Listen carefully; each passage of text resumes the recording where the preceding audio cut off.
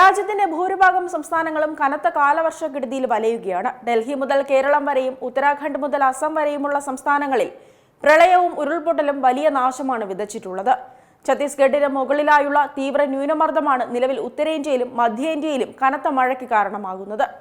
ദേശീയ തലത്തിൽ മഴക്കെടുതി രൂക്ഷമാകുമ്പോൾ കേരളത്തിലും കാലവർഷം ശക്തമാണ്. അറബിക്കടലിൽ പടിഞ്ഞാറൻ കാറ്റ് ശക്തമായതും തീരദേശത്തെ അന്തരീക്ഷ ചുഴിയുമാണ് കേരളത്തിൽ മഴ കടുപ്പമാക്കിയത്. വടക്കൻ കേരളത്തിൽ മഴ അതിശക്തമാകാൻ സാധ്യതയുള്ളതിനാൽ കോഴിക്കോട്, വയനാട്, കണ്ണൂർ എന്നീ 3 ജില്ലകളിൽ കേന്ദ്ര കാലാവസ്ഥാ വകുപ്പ് ഓറഞ്ച് അലർട്ട് പ്രഖ്യാപിച്ചിട്ടുണ്ട്. തിരുവനന്തപുരം, കൊല്ലം, ആലപ്പുഴ ഒഴികെയുള്ള മറ്റ് 8 ജില്ലകളിലും യെല്ലോ അലർട്ടുണ്ട്.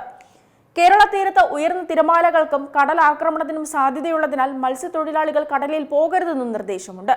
മലയോര മേഖലകളിൽ രാത്രി യാത്രയ്ക്ക് നിയന്ത്രണം ഏർപ്പെടുത്തിയിട്ടുണ്ട്.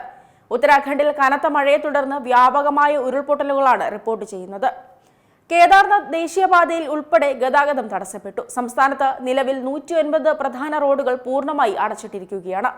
യമുനോത്രിയിലേക്കുള്ള കാൽനട പാതയ്ക്കും കേടുപാടുകൾ സംഭവിച്ചതോടെ തീർത്ഥാടകരെയും പ്രദേശവാസികളെയും സുരക്ഷിത പാതകളിലൂടെ തിരിച്ചുവിടാൻ അധികൃതർ ശ്രമിക്കുകയാണ്. ഇതിനിടെ വടക്കുകിഴക്കൻ സംസ്ഥാനമായ അസമിലെ പ്രളയ സാഹചര്യം അതീവ ഗുരുതരമായി തുടരുന്നുണ്ട്. ഔദ്യോഗിക കണക്കുകൾ പ്രകാരം 78 പേർക്കാണ് മഴക്കെടുതിയിൽ ജീവൻ നഷ്ടമായത്. 7 ജില്ലകളിലായി 3 ലക്ഷത്തോളം ആളുകളെ പ്രളയം ബാധിക്കുകയും 21,523 ഹെക്ടറിലധികം കൃഷിഭൂമി വെള്ളത്തിനടിയിലാവുകയും ചെയ്തു. NDRFന്റെ നേതൃത്വത്തിൽ സ്ഥലത്ത് ഇപ്പോഴും രക്ഷാപ്രവർത്തനം പുരോഗമിക്കുകയാണ്. ഒഡീഷയിലെ 261-ലധികം ഗ്രാമങ്ങളെയും പ്രളയം പൂർണ്ണമായി ഒറ്റപ്പെടുത്തി. ഏകദേശം 2.45 ലക്ഷം ആളുകളാണ് ഇവിടെ ദുരിതത്തിലായത്. ദുരിതബാധിതർക്കായി 51 കേന്ദ്രങ്ങളിൽ സൗജന്യ കമ്മ്യൂണിറ്റി കിച്ചണുകൾ തുറന്നിട്ടുണ്ട്. താഴ്ന്ന പ്രദേശങ്ങളിലേക്ക് വെള്ളം ഇരച്ചു കയറുന്നതിനാൽ കൂടുതൽ ദുരിതാശ്വാസ ക്യാമ്പുകൾ തുറക്കാനാണ് സർക്കാർ തീരുമാനം. പടിഞ്ഞാറൻ ഇന്ത്യയിൽ കൊങ്കൺ, ഗോവ, മധ്യ മഹാരാഷ്ട്ര, ഗുജറാത്ത് എന്നിവിടങ്ങളിലും കനത്ത പ്രളയ സാധ്യതയുണ്ട്. അതിനാൽ തന്നെ ഈ പ്രദേശങ്ങളിലും അധികൃതർ മുന്നറിയിപ്പ് നൽകിയിട്ടുണ്ട്. തലസ്ഥാനമായ ഡൽഹിയിൽ ഇടിമിന്നലോടും ശക്തമായ കാറ്റോടും കൂടിയ മഴ തുടരുന്നുണ്ട്. താപനില 31 മുതൽ 33 ഡിഗ്രി സെൽഷ്യസിലേക്ക് താഴ്ന്നത് ചൂടിന് ആശ്വാസമേകിയെങ്കിലും നഗരത്തിലെ പലയിടങ്ങളിലും ജലക്കെട്ടും ഗതാഗത കുരുക്കും രൂക്ഷമാണ്. ഇതുകൂടാതെ ഹിമാചൽ പ്രദേശ്, പഞ്ചാബ്, ഹരിയാന, പശ്ചിമ ഉത്തർപ്രദേശ് എന്നീ സംസ്ഥാനങ്ങളിലും വരും ദിവസങ്ങളിൽ ശക്തമായ മഴ തുടരുമെന്ന് മുന്നറിയിപ്പിൽ പറയുന്നു. ബീഹാറിൽ മാത്രമാണ് നിലവിൽ നേരിയ മഴ പ്രവചിച്ചിട്ടുള്ളത്.